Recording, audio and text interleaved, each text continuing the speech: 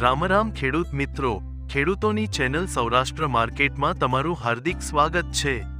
આપણે આ વિડીયોમાં જાણીશું અમરેલી માર્કેટ યાર્ડના ભાવ, પણ તે પહેલા જો તમે ચેનલમાં નવા છો તો નીચે આપેલ સબસ્ક્રાઇબ બટન પ્રેસ કરી ચેનલ સબસ્ક્રાઇબ કરો અને બેલ આઇકન ઓન કરો, જેથી કરીને દરરોજના તાજા ભાવ સૌપ્રથમ તમે જાણી શકો।